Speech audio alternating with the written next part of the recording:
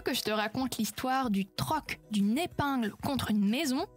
Ok, mais par contre moi, je ne raconte mes histoires qu'aux enfants qui se lavent les dents. Donc attrape ta brosse à dents, ton dentifrice, et tu frottes, jusqu'à ce que l'histoire soit terminée. 3, 2, 1, 0. Quand j'étais petite, à l'école, c'était la mode des feuilles Diddle. Aujourd'hui, je suis sûre que ça doit être dépassé, tu dois même pas connaître.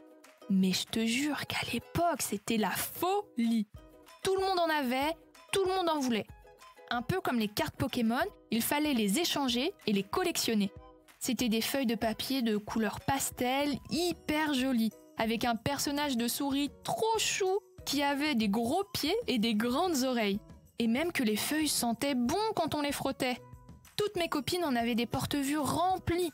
Moi, j'étais trop jalouse.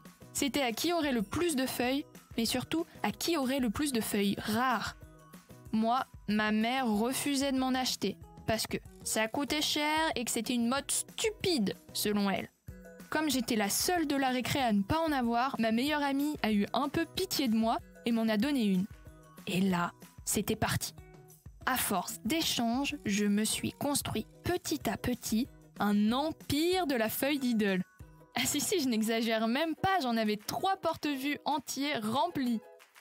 Moi qui étais la risée de la récré, j'ai fini par être celle qui avait le plus de feuilles odorantes.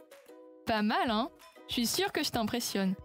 Eh bah figure-toi qu'une Américaine a fait beaucoup plus fort que moi. Elle a réussi à échanger une épingle à cheveux contre une maison. Incroyable, non? Je suis sûre que tu veux savoir comment elle a fait, petit malin. T'inquiète pas, je vais tout expliquer dans un instant. Mais avant, je veux m'assurer que tu sais ce que c'est le troc.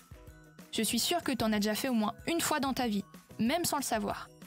Mais si, en fait, t'as déjà fait du troc avec la petite souris. Bah oui, elle vient dans la nuit sous ton oreiller récupérer ta dent, et en échange, elle y place un petit objet ou une petite pièce. C'est ça le troc, l'échange d'un objet contre un autre.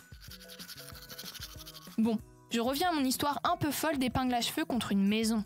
Une jeune américaine s'est lancée dans le projet Trade Me, échange-moi en français, il y a 1 an et demi.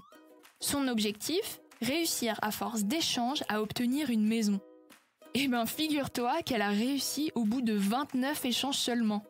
De l'épingle à cheveux, elle a obtenu des boucles d'oreilles qu'elle a ensuite échangées contre 4 verres à Margarita, eux-mêmes cédés contre un aspirateur et ainsi de suite jusqu'à la maison.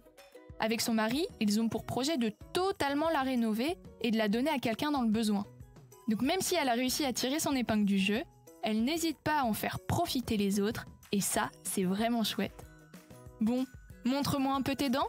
Fais A, fais I. C'est pas mal ça, bien blanche comme il faut. Tant pis pour vous les caries. Allez maintenant, au lit. Je vais pas aller me coucher.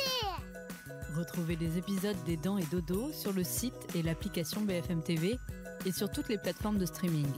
Si cet épisode vous a plu, n'hésitez pas à lui donner une note, à vous abonner à la playlist et surtout à en parler autour de vous.